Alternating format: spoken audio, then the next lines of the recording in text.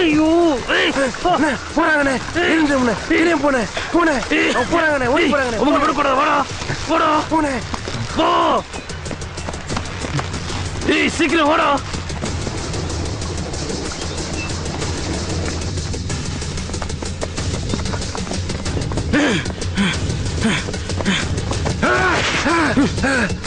என்னடா கண்ணு எங்கே விழுந்துருச்சுங்க எலும்பிடும் கண்ணு தேவையில்லை கதையை எலும்பிடா இது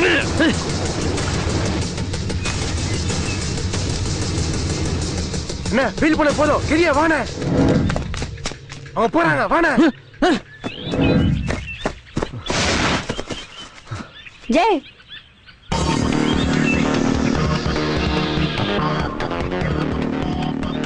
இதுதான் நாங்க வர வேண்டிய கெஸ்ட் ஹவுஸ்னா அது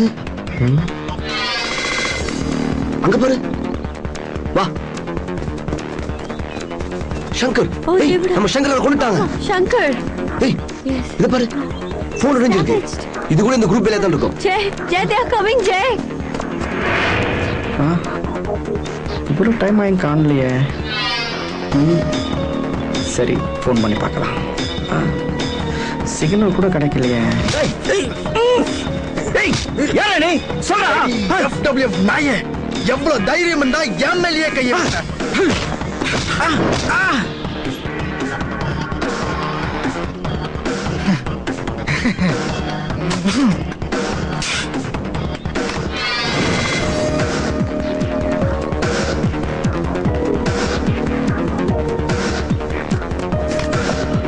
முருகா கேக்குது வா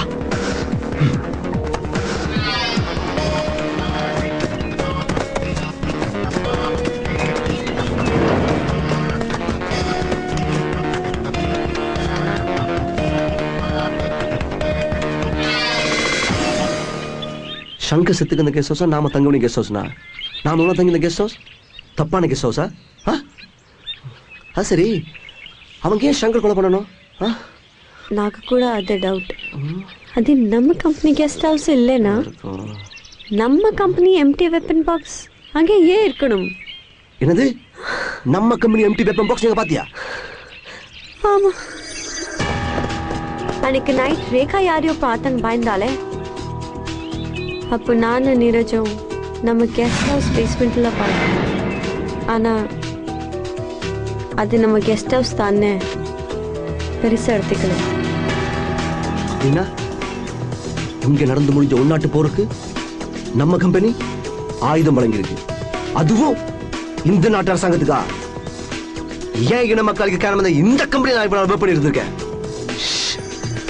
முதல்ல ஊருக்கு போனோன்னே இந்த வேலை தூக்கி போடணும் bloody FWF Cool down Jay come on it's not your fault you didn't know anything about it தெரிஞ்சோ தெரியாமலோ ஏன் இன மக்களுக்கு நான் ரத்த துரோகம் பண்ணிட்டேன் எத்தனை உயிர் போறதுக்கு நான் காரணமா இருந்துட்டேன் என்னால தாய்க்க முடியல பூமிகா என்னால தாய்க்க முடியல come on now let's go for my sake Jay come on let's go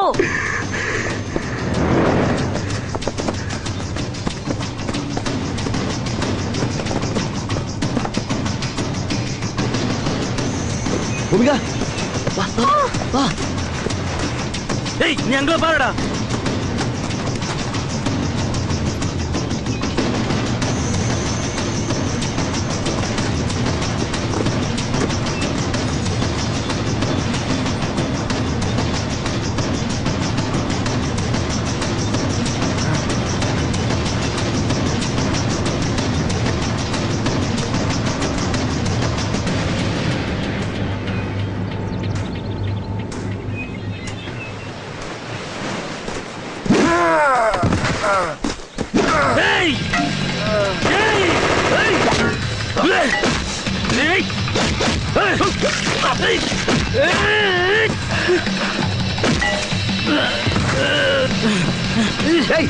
யாரா நீங்க ஜெய்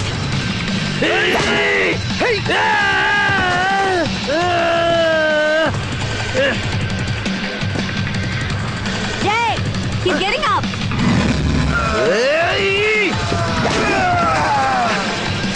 பூமிகா வா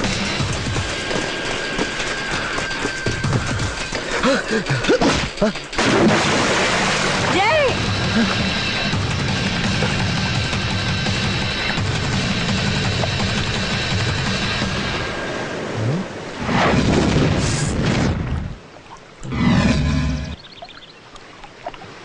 ஏய், நீ என்ன மாதிரி இருக்க?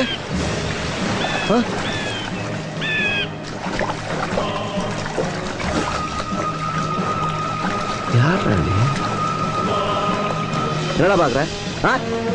நானும் நீயும் பார்க்கறது மட்டும் ஒரே மாதிரி இல்ல. நீயும் நானும் ஒரே ரத்தம், ஒரே இனம், தமிழ் இனம். உலகத்திலே முதல் மனித தமிழ் மனிதன் சொல்லுவாங்க. அந்த தமிழ் மனித சொந்த நாட்டிலேயே உடமை இழந்து உலகம் முழுதும் அகதிகளா வாழ்ந்துட்டு இருக்காங்க. டேய், இது நாள் வரைக்கும் எங்களோட போரிட்டு புறமுதுகு காட்டி போன இந்த நாட்டு அரசாங்கம் இந்த தடவை எப்படா வேண்டாங்க? நீங்க அவனுக்கு கொடுத்த அதிநவீன ஆயுதத்தை வச்சு இந்த ரத்த துரோகத்துக்காக உன்னையும் உன் கூட்டாளிகள் மொத்தத்தையும் ஒட்டுமொத்த FW உறுப்பினர் எல்லாரையுமே பழி வாங்கணும் பிளான் பண்ணிட்டோம். முதல்ல மத்த எல்லாரையும் எங்க போராளிங்க அழிச்சிட்டாங்க.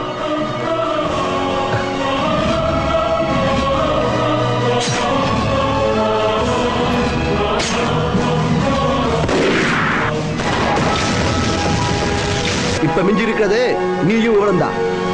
உங்க கதையை இப்ப முடிக்கலட்டா. உன் கோபம் எனக்கு புரியுது.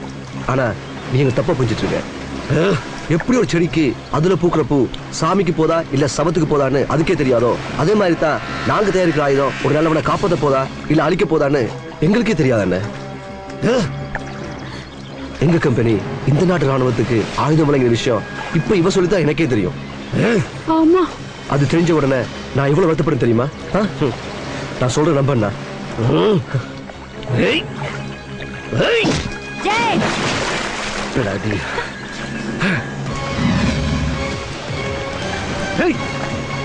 சாவுக்கு பயந்து நடிக்கிறியாடா? உனக்கே தெரியும் சாவ கண்டு பயப்படுறவன் இந்த தமிழ. ஏய், என்ன கோல பண்ணா? சுடனா சுடு. No, please don't shoot him. அதுக்கு முதல் ஒரு உண்மையை புரிஞ்சுக்க. எனக்கு மட்டும் இல்ல, எங்க நாட்டு மக்களுக்கு, ஏன் எங்க நாட்டு அரசாங்கத்துக்கு தெரியாது, எங்க கம்பெனி FWF இந்த நாட்டு ராணுவத்துக்கு ஆயுதம் வழங்கியது.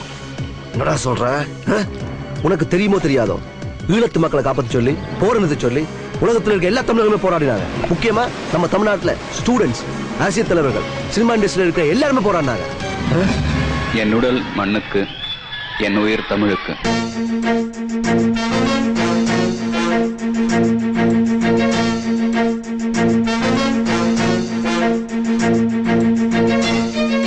ஈழத்தமிழர் பிரச்சனைக்காக உண்ணாவிரதம் இருந்திருக்கிறோம். கவர்னர் மாளிகையை நோக்கி போராட்டம் பண்ணியிருக்கிறோம். நடிகர் திலகம் சிவாஜி கணேசன் அவர்கள் தலைமையில் சென்று சிங்கள தூதரகத்திற்கு போயிருக்கிறோம். அப்படி தொடர்ச்சியாக இலங்கை தமிழர்கள் பிரச்சனை 1983 இன்னைக்கு 2008 வரைக்கும் நாங்கள் உடன்பட்டிருக்கிறோம் என்று நினைக்கும் பொழுது மனசுக்குள்ள சந்தோஷம் இருக்கு. இலங்கை தமிழர்கள் நான் நிறைய பேரை சந்திச்சிருக்கேன். அவங்க பழகுறதுக்கும் அவ்வளோ இனிமையானவர்கள். அவங்க அவங்க நாட்டுல வாழ முடியாம மற்ற நாட்டுல எப்படி எல்லாம் வாழ்றாங்க நினைச்சு பார்த்தா மனசு ரொம்ப கஷ்டமா இருக்கு. இது எல்லாருக்கும் தெரிஞ்சது. சம உரிமைக்காக போராடினாங்க. அதுக்கு இவங்க ஆயுதத்தை எடுத்தாங்க. இலங்கை தமிழர்கள் பாதிக்கப்படும் போது நடிகர் சங்கத்திலிருந்து முதல் நடிகராக குரல் கொடுத்தது அன்பு தெய்வம் நடிகர் திலகம் அவர்கள் தான். ஒரு நல்ல முறை இல்லை என்பதை உலகறிந்த விஷயம். இந்தியா உணர்ந்த விஷயம். இருந்தாலும் உரிமைகளுக்கு உத்தரவாதம் இல்லாத போது தீவிரவாதம் பிறந்தே தீரும். உடனடி போர் நிறுத்தம் செய்ய வேண்டியது உலக கடமை. கிட்டத்தட்ட 30-40 ஆண்டுகளாக இலங்கையிலே இலங்கை தமிழருக்கு ஒரு பிரச்சனை என்கின்ற போதெல்லாம் நாங்கள் எல்லாம் குரல் கொடுத்துக் கொண்டிருக்கின்றோம் உணர்வு பூர்வமாக. இலங்கையில அப்பாவி தமிழர்கள் நடந்துட்டு இருக்கிற கொடுமைகளில் அநியாயத்தையும் கடுமையாக கண்டிக்கிறேன். We could call it a genocide in English language. We are watching this happen every day, every single day. If it had happened anywhere else in the world, The Americans would have come in, the Russians would have come in, the Europeans would have come in. உலக நாடுகள் வந்து கேட்டிருக்கும் கேள்விகள் கேட்டிருக்கும். ஆனால் இங்கு கேட்கவில்லை. காரணம் இது தமிழருக்கும் ஏதோ பிரச்சனை இல்லை. தமிழ்நாட்டில் இருக்கும் தமிழர்கள் மட்டும் இதற்கு குரல் எழுப்பி நினைக்கிறார்கள். இன்று அனைவரும் விழித்தெழுந்து விட்டார்கள். ஈழத்தில் நடப்பது என்னவென்று அனைவருக்கும் தெரிந்து விட்டது. காலம் கனிந்து வருகிறது. ஆகவே பிரிவினை இல்லாமல் நமக்கு ஒற்றுமையாக செயல்பட்டால் ஈழத் தமிழர்கள் வாழ்வில் மலரும். அவர்கள் மகிழ்ச்சி உருவார்கள். We should return to the island nation. We all wish that Sri Lanka becomes very peaceful. Our brothers live peacefully and will fight till the very end for solidarity. இது எல்லாத்தையும் பெரிய விஷயம். 18 பேர் தீக்குளிச்சு உயிர் தியாகம் பண்ணாங்க. இதெல்லாம் எதுக்கா உங்களை காப்பாற்ற சொல்லி? நீ நினைக்கிற மாதிரி நாங்களாம் சும்மா இருந்ததில்லை. புரிஞ்சுக்க.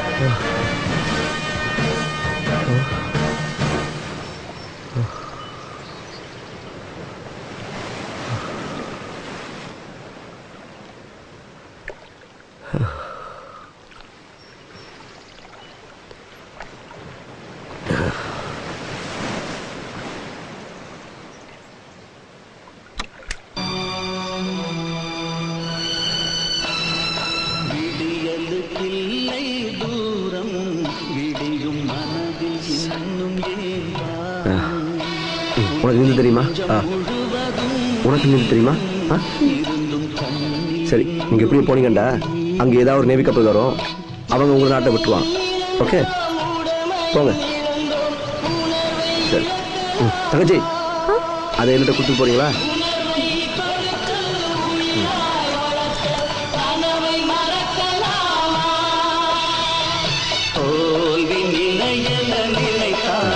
மனிதன் வாழ்வை நினைக்கலாமா? வாழ்வை சுமையென நினைத்து தாயின் கனவை மிதிக்கலாம்.